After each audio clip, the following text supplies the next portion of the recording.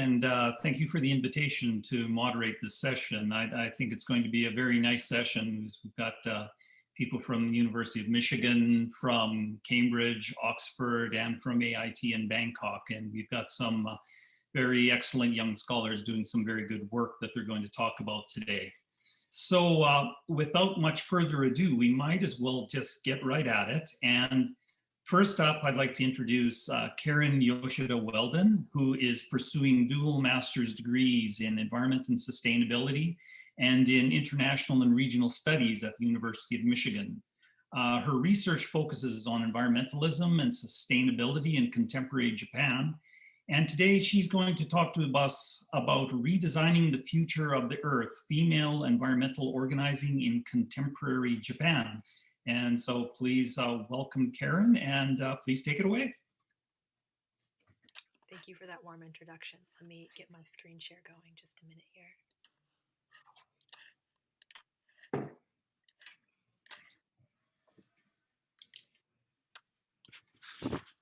Hello, everyone. I am very happy to have this opportunity to talk with you all about some of the work I did with these wonderful ladies in Japan.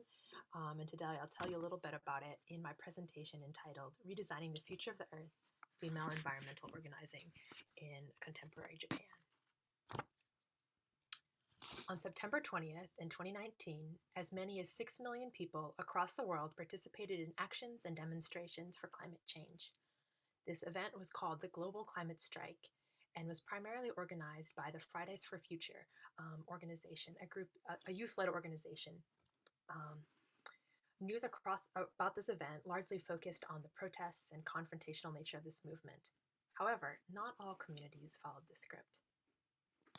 In Kanazawa, Ishikawa, Japan, where I was living at this time, a group of mostly women gathered in a small event house to host what was a very different kind of action in this day of strike.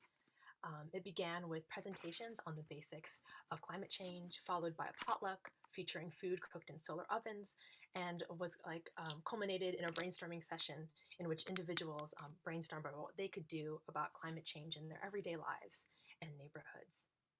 Perhaps the thing that was closest to this confrontational, sort of protest-focused day of action was a photo shoot that was held behind this city office house. People could take photos with signs to show their commitment to taking care of the earth. So the women that gathered in that house at that time eventually coalesced into what became an organization called Redesign the Future of the Earth Association, or Ridekai for short. And from that kickoff event, I saw the group grow from a handful of leaders into an incorporated nonprofit with 6 subgroups and a leadership team and a group chat with nearly 100 members. Interestingly or strikingly about this group was that most of the people were women, largely housewives and mothers from their early 30s up until their early 50s. And so because of the nature of the demographics involved, a lot of the work of this group took place in the crevices of time between childcare and making dinner and the like. So we were up at 9 p.m. doing Zoom calls or meeting during lunch hour. So while I originally joined this organization as a member, I soon became intellectually fascinated by the leadership of the group on this critical issue. So Japan is low for its infamous rate of women in politics. And scholars have even pointed out that women tend to feel alienated from politics and particularly for housewives, see that it's irrelevant to their everyday lives. Nonetheless, these women were really engaged in this politically charged issue. And as I sort of started investigating this issue, I realized that the women of Ridekai were drawing on tactics of other women before them in consumer cooperatives and anti-nuclear energy groups, other work doing sort of environmentally related action in Japan. So drawing largely on these 6 months that I spent with these women doing participant observation, I'd like to argue today that drawing on the methods of consumer cooperatives and anti-nuclear energy groups, the women of Ridekai illustrate the concept of everyday citizenry by living their values, educating themselves and others, and raising awareness about environmental concerns. To illustrate this, I'll begin with a little background about consumer cooperatives and the anti-nuclear energy groups, and then I'll go on to define this idea that I mean by everyday citizenry. And finally, I'll illustrate how each of these concepts that the Ridekai worked on from, sorry, just a second here, from educating themselves and raising awareness to living their values really played out in this organization.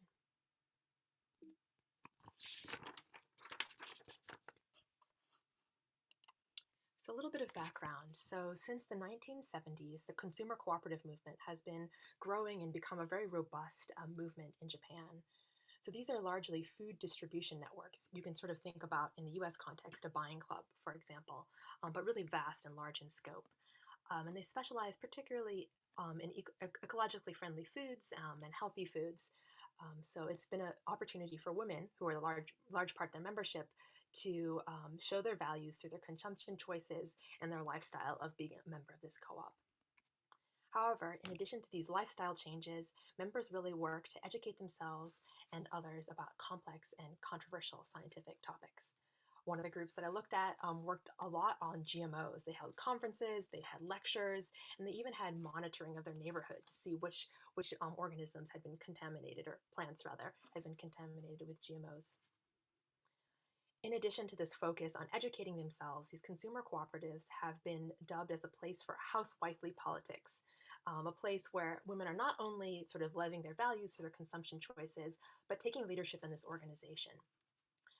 The group has lots of places women are involved in the delivery of the food, as well as the certification of food that meets their standards. And in one particularly notable case, they even got some of their leadership team elected into public office. So another place where women have really showed their leadership is in the anti-nuclear energy and radiation testing groups.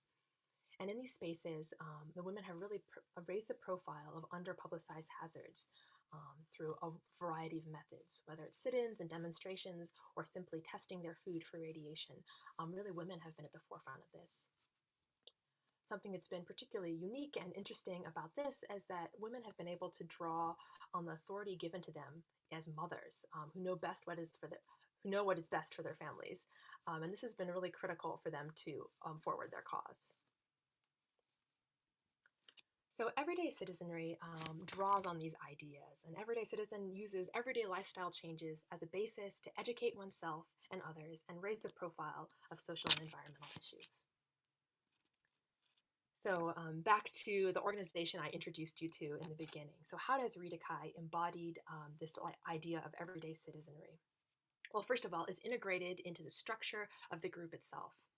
3 of the subgroups focus primarily on things related to everyday life, whether it's like reducing waste in your lifestyle, personal presentation, or even the food that you eat.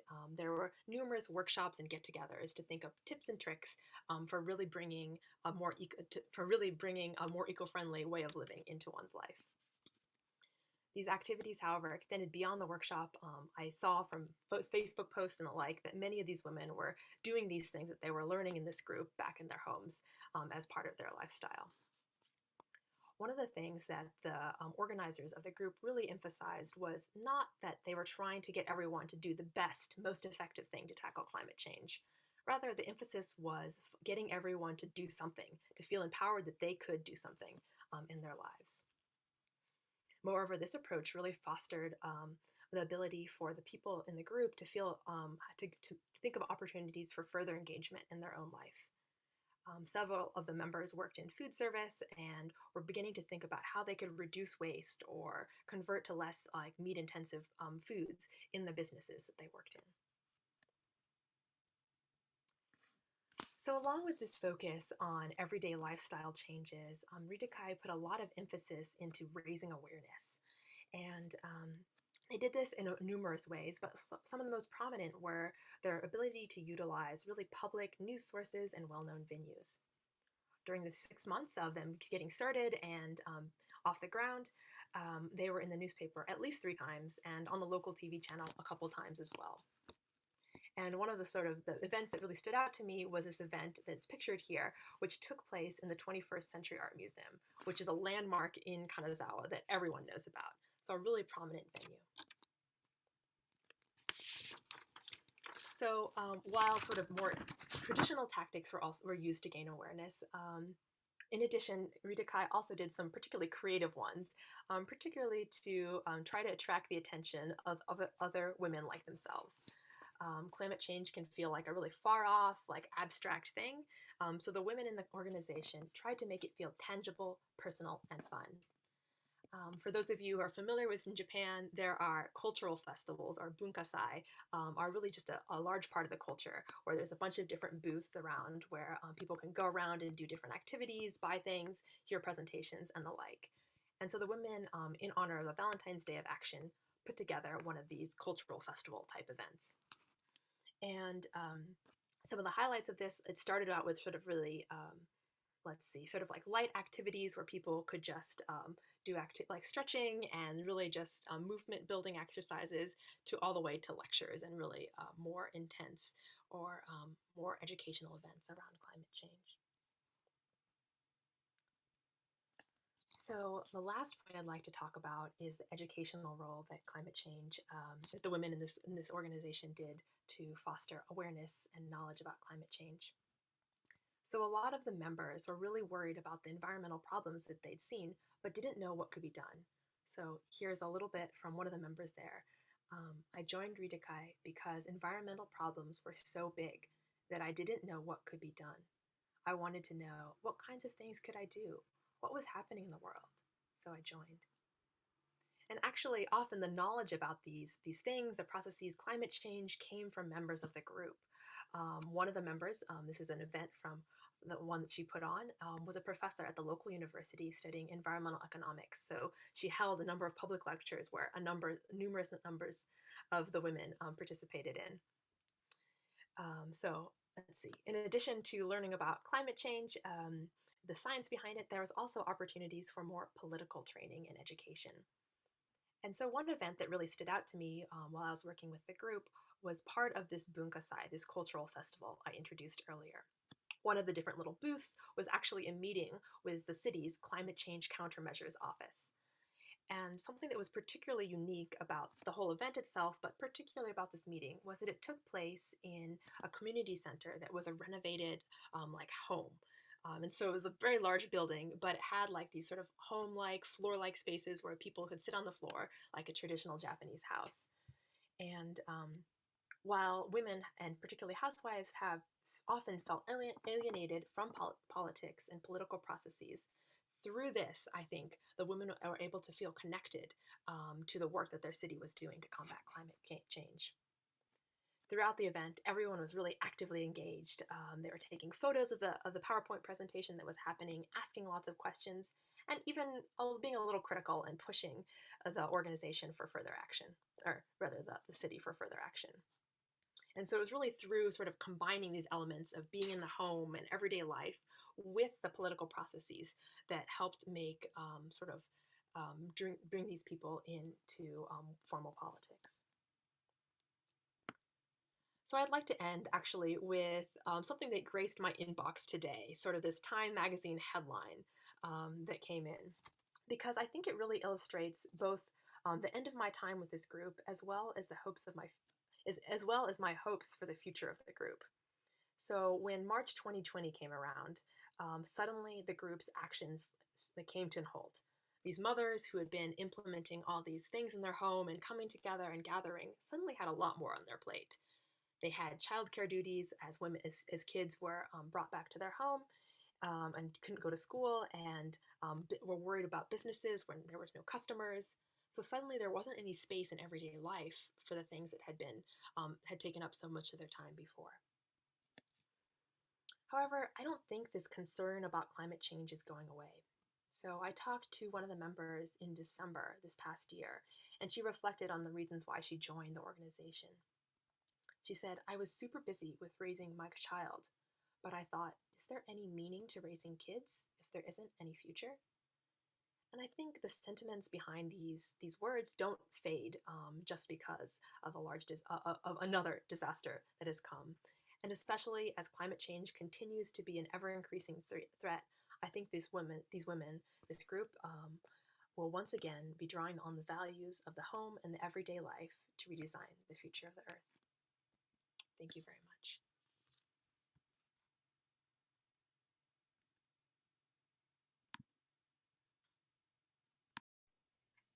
Okay, thank you very much, Karen, for the presentation. Good job. Um, the way we'll run this is I will provide a few comments immediately after your presentation that you can think about for a while the other presenters are doing their presentations, and then we'll come back for a Q&A. And I'd encourage people who do have questions for Karen to just put your questions into the chat right now while they're fresh in your mind. And then we'll return to those as soon as we get to the Q&A session after all four presenters have finished. Just a few thoughts that I had while listening to your presentation, which is very good. Thank you. I really like these type of, as you term it, everyday citizenry activities. Again, it's a great example of being the change you seek, really. And this is a very good example of it. I was, maybe we can talk a little bit after in the Q&A, a little bit about what you see as the potential for everyday citizenry activities to actually affect change and what types of change that they might actually affect in the future. I was interested in what they thought about the nuclear issue. I mean, there's very much an anti-nuclear movement in Japan. Nuclear is also one of the potential scenarios, I guess, one could take to deal with climate change. So I was wondering how the women dealt with that issue, the two sides of that, the pros and the cons of nuclear on this issue.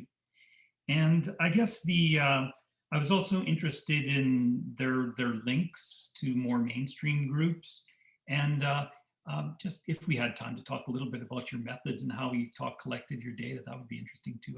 I'd like to hear that. But overall, great job, and excellent. It's very nice to hear about this bit of research. Okay, moving on. Now we're off to Oxford, and our next presenter is going to be Zachary Parsons. And Zachary is a Master of Philosophy candidate in modern Chinese at the University of Oxford. He's studying the intersection of 20th century Chinese history and contemporary policy formulation. His talk is going to be on the Hulhumale, Global Climate Solutions in the Maldives. So on that, and again, commiserations on the boat race. I have some family who are associated with Oxford. We were all very sad the other week. But let's take it away, Zachary, and you can proceed when you're ready. Perfect. Yeah, we're taking it hard, but I think we're going to get through it as a group. So first of all, I'd just really like to thank the organizer for having me and putting on such a great conference thus far. I mean, you guys have done a spectacular job, so thank you so much. So over the years, the man-made island of Hulhumale has earned many nicknames: a modern Noah's Ark, the designer island, and most commonly, the Island of Hope. So connected to the capital of Male, Hulhumale was conceived in the late 1990s to ameliorate urban planning constraints on the overpopulated capital and climate change concerns faced in the Maldives. It's the largest with several Maldivian projects to provide solutions for rising sea levels, which often affect those nations without the capacity to meet the challenges. So I try and look at Hulhumale's feasibility as a potential reputable blueprint for other island nations facing crises. Given the tremendous downside for these cultures and societies brought on by climate-based urgency, in the eyes of government decision makers, while there might be some harm to reef or fish populations, the potential damage to Maldivians by climate change is great enough to legitimize this trade-off, which is how they view Hulhumale as sort of the least bad of their policy options. So briefly, I'm going to just shed some light on what's been done in terms of constructing the island, and then move on to its potential as a replicable example. So this is just a series of photographs taken aerially over time. You can see that it's an atoll that's pretty basic in the early 90s. By 2004, there's been quite substantial construction, and that even gets expanded by 2014. We don't actually, I believe, have a really great aerial shot, but there's been even more infrastructure done and more dredging since 2014 as well.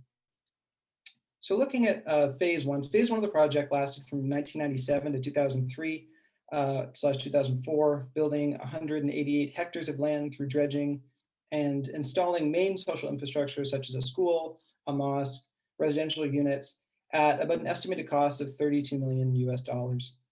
So Hulhumale was also raised 1.8 meters above sea level, which should suitably prevent flooding concerns until at least the 2090s, which is quite important because Male, the capital where almost half the population lives, is under dire stress from rising sea levels. So phase 2 of the project has been a bit more nebulous and has changed significantly over the last decade and a bit. An initial master plan was created from a combination of Singaporean architects and Malaysian and American engineering consultancy firms. Although more projects have been added as international actors have loaned more money. So phase 2 dredging was performed by a Belgian company and financed through a $50 million loan from the Bank of Ceylon in Sri Lanka. The project as a whole is funded through a patchwork of loans as well as bilateral and multilateral public debt deals to be paid off with profits, mostly from selling land on Hulhumale. Financial feasibility studies suggest that even though 30% of the residential spots are for low-income social housing, the project projects to be highly profitable, although obviously through COVID, there's been more evolutions, shall we say. So housing's been the major cost thus far, and although the money spent is not yet totally clear, it clearly runs into the hundreds of millions. So from 2010 to 2017, China Exim Bank and China Development Bank extended loans of at least $384 million to build housing units on Hulhumale. In addition to that, there's construction projects from South Korea and Sri Lanka, and the Maldivian government announced in February 2020 that it also plans to spend up to $137 million developing 2,000 more housing units from an Indian Exim Bank loan. I know I'm throwing a lot of numbers at you, but don't worry, we'll figure it out in the end. So in 2014, the Ministry of Health also announced the construction of a hospital with pediatric, cardiac, as well as general surgery, neurosurgery, and plastic surgery units. And the hospital's construction is expected to cost around $110 million, with an Australian Malaysian firm hired to source the required human capital afterwards. And after a decade's worth of talks and proposals, progress seems to be building towards a state-of-the-art cricket stadium, although I guess you never know. There have been rumblings about it since about 2011. Funded through a $40 million line of credit from India. So this is in addition to a slew of new Indian Exim Bank finance project announced in early 2021 at the cost of $130 million, including further road construction, classrooms, parks, a jetty, and an orphanage as well. In addition to that, we've also got the phase 2, including a Chinese-built friendship bridge financed through a Chinese loan connecting Hulhumale to Male. You can see the island focused in the picture there is Male, where people live quite densely, and even though it's not extremely rich, everybody lives in apartment buildings for the most part. There's also been, Hulhumale has also been the center of a drive towards renewable energy, helping the Maldives diversify its energy usage away from diesel, which is predominantly what they use right now. So most recently, the extra space provided by Hulhumale and its connecting bridge have been the new source of space for solar panels, which is quite exciting, with more opportunities for green power expansion in the future. And finally, the construction of Hulhumale has also provided direct benefit to a larger metropolitan area in that last year, Huawei built a 850 or so kilometer cable connecting to Sri Lanka, enabling regional telecom networks to operate out of Hulhumale. It's particularly important that this is on Hulhumale because it avoids putting further pressure on the already crowded capital and provides the groundwork for a 5G network. So obviously this is beneficial in terms of environmental sustainability, but is this all sustainable economically? As of 2014, the Maldives' sovereign debt was 77% of GDP at $4.4 billion. This is mostly due to the housing projects performed by the state-owned Housing Development Corporation in Hulhumale. Their outstanding debt was a combination of private companies, Paris Club lenders, and other sovereign states, China being the largest holder at about 52%, although because of the increasingly close relationship during the recent Ibrahim Mohammed Saleh governmental period, as well as recent Saudi loans, China's role is likely somewhat smaller. And furthermore, both Maldivian and Chinese officials have communicated that the public debt numbers are inflated. So regardless, we don't know everything, but the IMF has qualified the Maldives as having a high risk of default with uncertainty regarding a drop in tourism demand due to COVID-19. So the funding questions are important if we see Hulhumale as a potential blueprint, specifically because Climate emergency response projects, while necessary, are only valuable as long as they're possible. So could other island nations feasibly secure the funds, as the Maldives did, to create artificial islands and wait off the coming problem of sea rise levels? So ultimately, in the paper, I argue that the Maldives is a valuable example of artificial island building, but the Hulhumale project itself must be further dissected when relating the feasibility of low-income island nations. So why does it matter? What are we talking about when we talk about a Hulhumale? So the Maldives has a small economy, one that, well under 5 billion annually, ranks about 150 worldwide. However, within the community of atoll nations facing extreme threat, as identified by Rachel Blue, who I referenced in the paper, Tuvalu, Marshall Islands, Kiribati, the Maldives is a relative giant. These Pacific Island nations, the largest is the Marshall Islands with a GDP of $225 million. So a small fraction of the Maldives, 5 billion. So, with that in mind, what does a multi-hundred million dollar project say about the practicality of an artificial island building in these in these far smaller and poorer nations? But taking a step back and further analyzing the process of building Hulhumale, along with the shifting goals, it actually becomes clear that Hulhumale has a lot to offer. Rather than dismiss Hulhumale out of hand as an incomparably large, expensive, and therefore poor roadmap, it can show that smaller island nations should be able to engage private and governmental actors in access to internationally sourced climate change solutions. So further dissecting the government policies towards Hulhumale, it becomes clear that in creating the artificial island, it's only become part of the overall goal. And in reality, the goalpost has shifted. While the initial project was meant to provide a response to the climate emergency, it's kind of morphed into a large development project. In short, it's become increasingly expensive, not necessarily because island creation is expensive, but because the addition of massive housing, infrastructure projects, stadiums, tech parks, and new hospitals are expensive.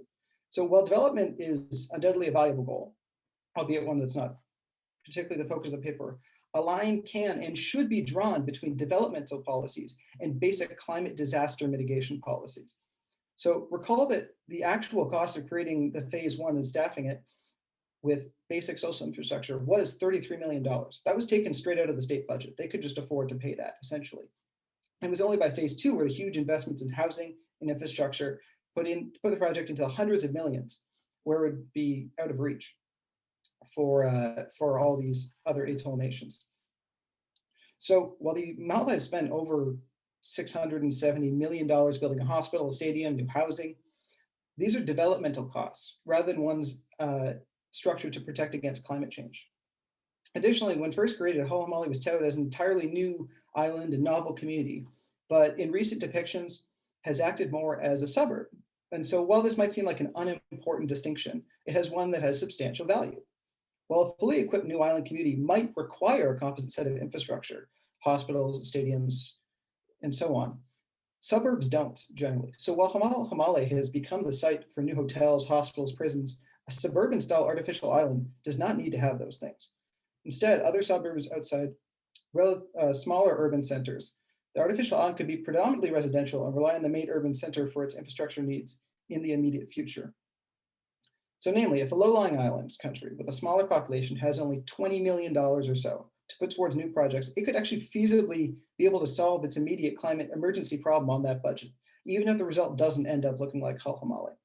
So there's a version of a bare bones Hulhumale that would actually be in reach for some of those more cashed out countries without access to the same scale of credit. In a sense, these countries could look to build essentially Hulhumale phase one for under $50 million rather than Hulhumale as it stands today.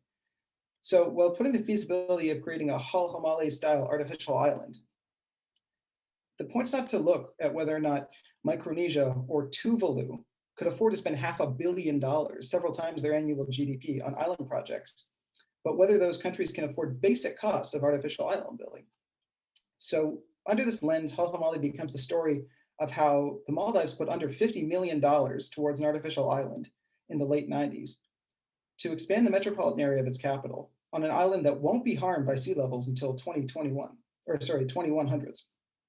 Understood in this context, Hulhumale becomes a relevant and exciting example worthy of further pursuit. Thank you very much for your time.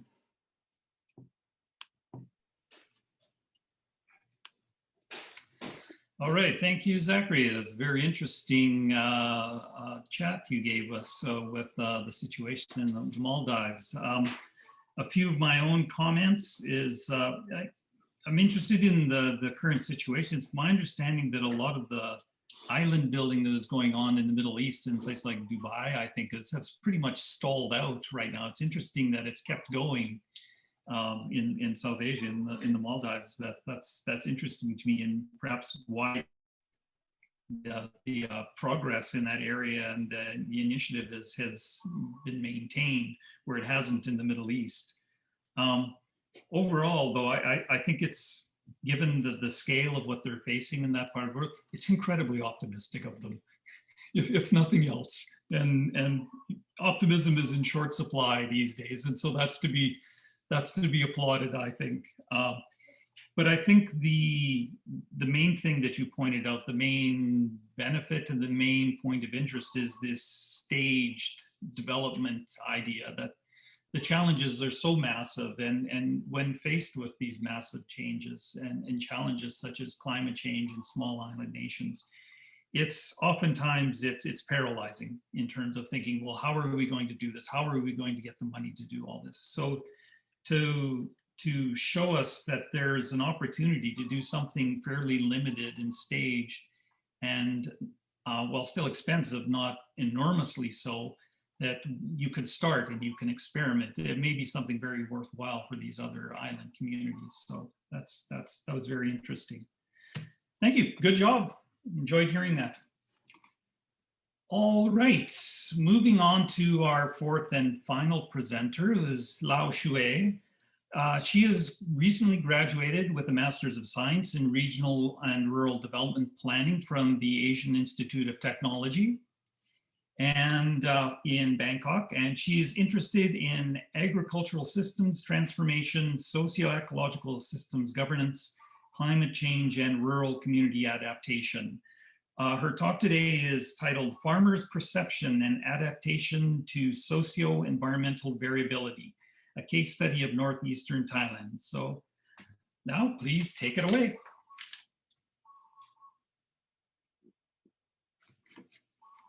Oh, you're still muted.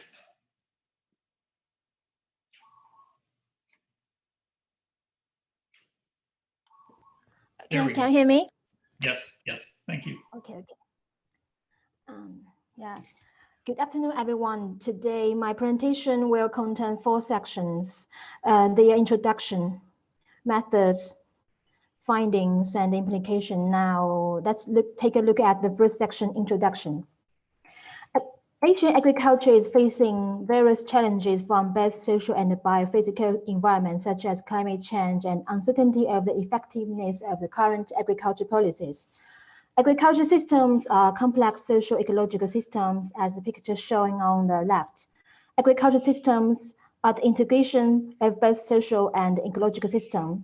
Farm activities, therefore, is associated and limited in the boundary of the systems. However, few studies use the interdisciplinary approach. But we can't see your slides. It's not, oh, there it goes. Now it's going. Sorry for stopping you. Okay. Now you can see, right? Okay, no. Sorry. Can you see now? Yes. Yes, we're good now. Okay. So I think you're going to have to advance yourself, because I don't think you're in slideshow mode. I think you're in presentation mode. So you'll have to advance it yourself if you want to continue that way.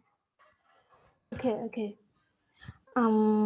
So the purpose of this study is to understand farmers' perception and adaptation practices to socio-ecological variability and analyze their relation between their perception and adaptation with the specific research question as follows.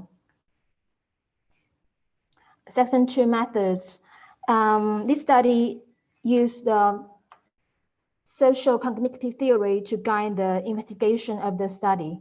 The social cognitive theory illustrated a dynamic and reciprocal interaction of individual, environment, and behaviors. In this study, farmers' perception and their farming systems were considered as cognitive factors and environmental factors, respectively. The case study areas is situated in northeastern region of Thailand, Surin province.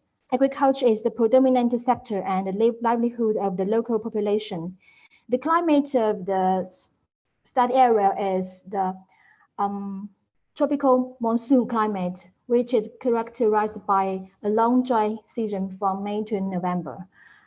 As a consequence, drought, soil infertility, these environmental issues constrain agriculture production.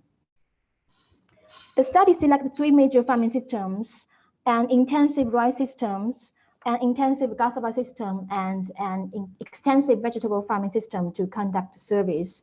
The key feature of these farm systems are shown in the table. The first farming system is the rice farming system. Rice farm system is kind of intensive rainfield cultivation. Growing rice is the traditional farming activity in the study area, and it also can be considered as one of the most important commercial agriculture activities in Surin province. Most rice farmers use the traditional or conventional techniques in their farming. Besides, most of them are loosely organized within the farmer groups. The second farm system is cassava system, which is one of the most important commercial agriculture activity in Surin as well. Started in the 1960s through the promotion of the grain revolution. Because it's one kind of conventional agriculture, most farmers work individually and few of them join farm groups. The third farming system is vegetable farming, which is a new farming activity after the promotion of organic agriculture in Thailand in the 19th. This farming system produced extensively irrigated horticulture crops by applying organic farming practices. Most farmers are well organized and interactive within the group for extension, product marketing, input purchasing. The vegetable farmer are most innovative farmer because they not only use direct marketing channel to sell their products, but also investigate technology in their farming. This study was structured into 2 phases. Phase 1 was semi-structured interview. Phase 2 is the subsequent questionnaire using the indicators from the step 1 to verify findings in a larger population. Accordingly, the data analysis divided into 2 parts, that is quantitative data analysis and quantitative data analysis. Findings. This table shows farmer socioeconomic profile among 3 farming systems. It can be seen from the table that most of farmers were middle-aged and had a primary or secondary school education within more than 5-year farming practices experience and low income level. However, the chi-square test results also revealed several differences in the distribution of age, farming practices types, income from agriculture sector, household size, and landholding category among these farming systems. Figure at the left hand shows farmers did not hold a homogeneous perception on agriculture institution services. The majority of survey farmers agree that they have perceived the benefit from promoting sustainable agriculture and providing agriculture credit. By contrast, most farmers surveyed also indicate unpleasant or uncertain perception on provision agriculture inputs and encouragement of agricultural cooperatives formation. Additionally, the critical values test revealed that farmers have a significant difference in perception on the provision of agriculture inputs among farming systems. Farmers' average agreement levels regarding perceived indicators of ecological variability as shown on the right.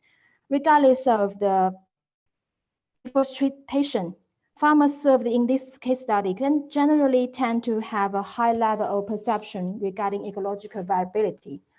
At the same time, a significant difference in perception of drought was found among these farming systems. Farmers' adaptive practices. The majority of farmers in this case study area selected multiple actions to adapt to socio-ecological change at both farm and community levels. Farmers' adaptive practices at farm level in this case study mainly were farming practices management. The results showed most survey farmers, regardless of different farming systems, responded least to agroforestry.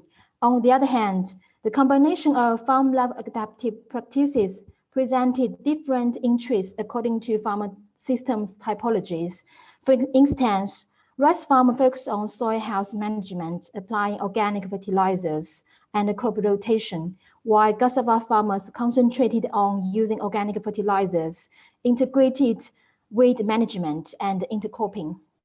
Meanwhile, survey farmers also emphasized cooperation and interaction within the community. The figure on the right illustrates the farmers in different groups also have different interests and focus on adaptive actions at the community level.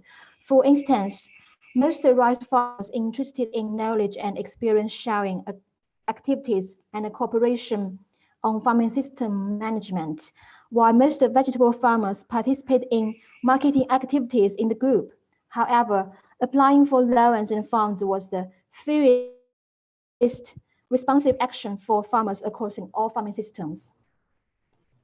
This table illustrates the correlation among farmers' socioeconomic characteristics, perceptions, and adaptive practices to socio-ecological variability. In terms of the coefficients, I'm not sure. yes. I'm not sure. Oh, there it's shifted. The slides have shifted now. Okay, sorry. The slides were just not advancing. Okay, thank you. Okay. So in terms of the coefficients between perception and adaptive practices, a significant positive relationship between farmers' perception of ecological variability and adaptive practices at the community level was found. And a significantly negative relationship between perception of socio-ecological variability and community level adaptive practices was also found. For the correlation between socio-economic factors and adaptive practices at the community level, household size, land size was significantly related to adaptive practices at the community level, respectively.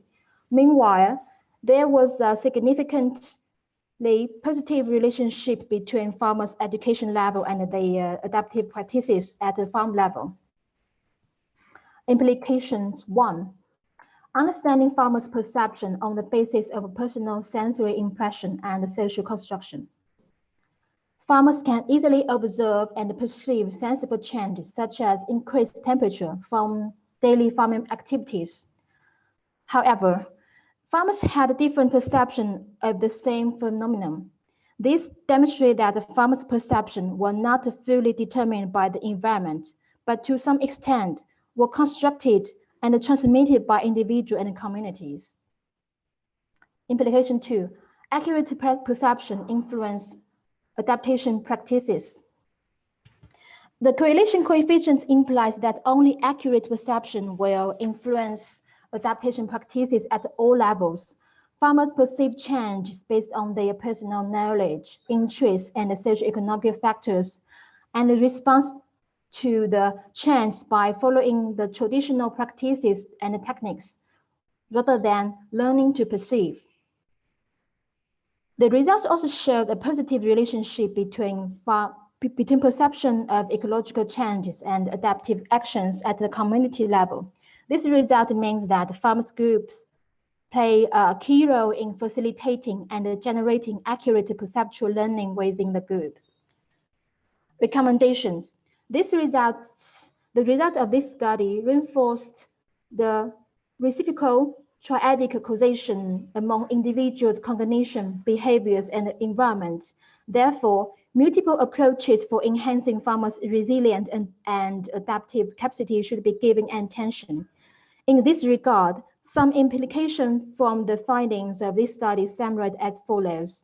Firstly, knowledge is the fundamental starting point for enhancing local people's adaptation capacity, and knowledge should be encompass both declarative knowledge and procedural knowledge. Secondly, a supportive social environment to implement adaptation strategy should be also highly recognized.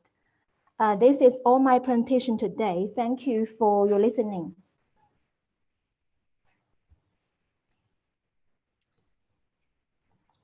Yes.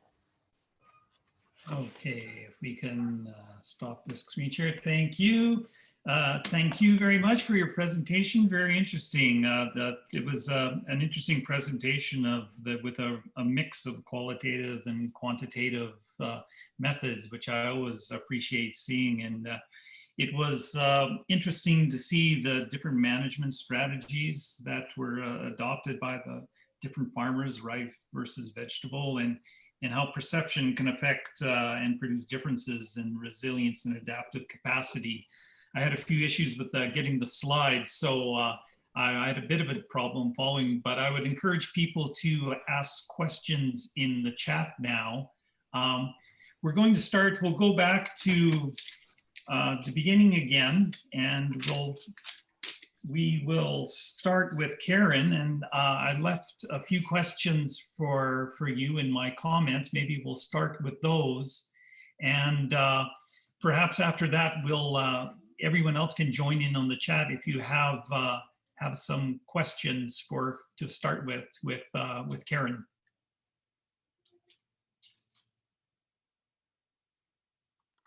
Great, thank you. I don't know if I remember all your questions. I wrote down a few notes, but it was after the fact. But I'll start. There's one in the chat as well. There's some in the chat right now too. Cool. I think one of the first ones that you asked me though was about what ability does like everyday citizenry have to actually affect change? Yes. Which I think is a really important issue. So I wanted to address that first. And so that's something so particularly lifestyle-based changes are something that I particularly struggle with in the environmental realm, because it's really easy to get stuck on that. And there's a whole debate in like sustainability studies about whether like individual action actually makes a difference. And in this case, for the women in this group, a lot of them, particularly because they felt alienated and disconnected from these sort of political processes, I think that was like a good alternative for them and just a really good way for them to connect.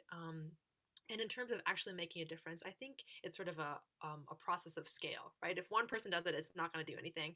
But if, this group had grown or potentially will grow into, 1,000 members in the city, that could really make an impact in the size of a city of Kanazawa. And so I think it's really about the scale. And so maybe they weren't quite there yet, but I think they had a lot of potential in that regard. And then, of course, they were also engaged with the city officials and were wanting to do something larger and potentially have get more people involved and the city involved as well. And so I think that also has a lot of potential as well. Another question you brought up was sort of thoughts on nuclear energy. And this, I think I missed part of the conversation on this when I was part of the group, but from what I remember and from the bits that I did hear, there were people who are very much like anti-nuclear energy in the group, despite its climate change effects, just because the country has faced so many challenges, had faced such a huge disaster with 3/11 and everything. Several of the people actually were survivors of that event, and so we're pretty struck by the disaster that it had caused. Right. You have some questions in the chat. Can you see them, or do you want me to read them? I just saw one. Let me look at it over again. So why did I go to Kanazawa? So actually I was living there. So this research was sort of like a retroactive project. I was living in Kanazawa and came to graduate school right after. And so these were my experiences that I was drawing on right beforehand. I'm originally, my mother is from Kanazawa, so that's what brought me there originally, and from Ishikawa. And trickle-down effects from the mothers to the children. So I did not interact actually too much with the children themselves. I do know that, like mothers would feed their kids and that kind of thing. So they were getting sort of the effects, at least, of the actions that their mom were taking home with them. And a lot of them were very young, the children were. So still like elementary school, first, second grade, kindergarten, that kind of age. So I think it would be something to sort of like check back on in, a few years as they became older. Thank you for your question, Amanda. Okay. Okay, maybe we'll move on to Zachary then. And I think I had more comments than questions, Zachary, but perhaps you could comment a little bit more about where you think this particular project is going in the future, both in terms of within the Maldives and even in the broader Asia Pacific region. Do you think there is potential for this approach to be used in these other areas? Yeah, so to sort of look at your first one, I mean, it's quite interesting because you mentioned the sort of famous Palm Island in Dubai. And my understanding with that is that it's been plagued by a whole bunch of erosion issues, which is notable, particularly because I actually haven't read anything about erosion issues, or when I was there, seen any problems with erosion issues in Hulhumale. Not to say it's not possible, perhaps it's just not something that's really being focused on right now. But that is sort of an interesting lack of problem, or at least something that's notable. But even considering that, it would be really understandable for basically government officials to continue like build the island and go, we'd rather have erosion problems than basically other problems where you don't have any land because rising sea levels take it out. So I'd say, yeah, I mean, I think it's surprisingly plausible. To be quite frank, I was always really shocked when I saw the initial figures, because obviously you look at a place like Tuvalu, which has a smaller population than the undergraduates at University of Hawai'i-Mānoa, Right. and you go, well, they can't afford to purchase most things, and yet at the same time it seems plausible. And the reason that I focus particularly on these island nations is because there is such a clear lack of financial ability. And so while there are other, potentially larger states that have problems regarding rising sea levels and communities, which, there certainly are in Asia, the reality of the situation is if push comes to shove, India can find $50 million to throw at it. China can find $50 million to throw at it. In that case, it becomes, do we want to spend the money on this particular project? Not how do we possibly get the money to functionally build this artificial island. But I mean, I know that the sort of looking forward, I know that the Marshall Islands has really thought about it. That's something that they've been playing around with publicly for a while. And the thing I actually didn't talk about that much in my presentation is that not only are there really interesting sort of infrastructure questions, but the Maldives was in many ways quite lucky because they have a pretty centralized population, in that most of the people that were relocating on this island, although they were trying to get people from other islands on it, Male just has most of their people. But that question sort of, it introduced a whole bunch of and sometimes problematic questions where you go, okay, so we have this one country, the Marshall Islands, and they have one government that can pay for it. But do we want to mix all these distinct island cultures, where their sovereignty and their particular island sovereignty often means a lot to them? And that is something that I think that would be the one sort of larger negative coming from, as you noted, myself, who is, if anything, an unnerving optimist. That's right. You have a question in the chat from Karen. Yeah, so my understanding is that the development projects, part of why they are quite expensive is that they try and use climate adaptation, although I don't think it's uniform in that, because the phase 2 projects have been going on for so long. It's like even within phase 2, there've been several stages, and so it's not particularly uniform. If you have a house that was built in 2014 versus if you have a house that was built by a totally separate company, and many times coming from a totally different country that was built in 2021. Yeah, I mean, do you think that island building should be the focus of climate adaptation right now, opposed to other mitigation adaptation measures? I mean, I think it depends on the context. So for the Maldives, because they're so incredibly low, it seemed like it was, I mean, the fact that they were making this decision in the late 90s tells you sort of the risk that they were facing. But I'm also not saying doomsday. Okay, well, you're an island, you're several meters above sea level. Well, get ready because it's coming for you. I think you sort of need to take it based on based on your individual circumstance. Although once again, Rachel Blue, who does some great work, has basically a list of countries that for which it seems quite likely that it's going to be an issue. So I mean, it's a bit of a cop-out, but I'd say sort of take it by a case-by-case basis. But I mean, at the end of the day, the Maldives have been screaming about, screaming to the world, think about climate change for 20, 25 years, and they haven't really had that much of an impact at the end of the day. So I I would say, yeah, case by case basis, but I think it's not an unfair thing for them to look at more so than mitigation strategies, because at the end of the day, they're a population of 500,000 and they can't drastically affect global water levels. Okay, great. Good job, Zachary. Enjoyed the chat. And finally, we'll move off to Liao. And anyone has a question for her on her presentation, please enter that into the chat. And I'll maybe just, I had a little problem with on my side, just following along the slides, but maybe if you could just talk about future implications of your research on farming practices in your study area. What do you think are the implications going forward? The implication is they have different perception because of the different socioeconomic conditions and their culture, their personal experience and knowledge.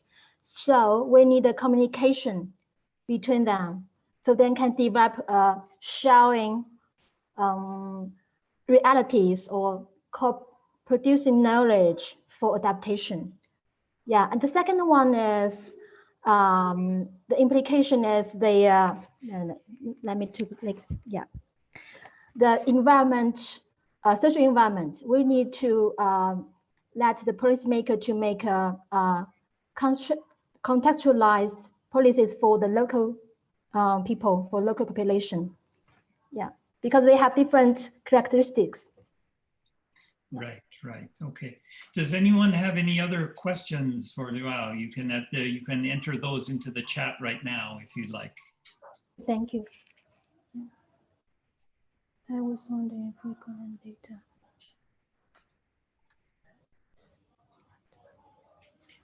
Okay. I was wondering if we could any data on untitled farmers. What is impacted farming practices? I did the semi-structured interviews. Has some topics such as what are the change they have perceived in their farming practices and what are the adaptive practices to cope with this change. And we have no guiding question, and let them to talk freely. Yeah. This is the way I gathering the data for the farmers in the interviews. Yeah. Okay. Well, I think we're getting close to the end of our time. So before I hand it back to Hannah and Kimmery, I'd just like to thank all four of our presenters today for their very, very well structured and very clear and interesting chats. You were also right on time, and you made my life as a session chair incredibly easy. So thank you for that. You were outstanding.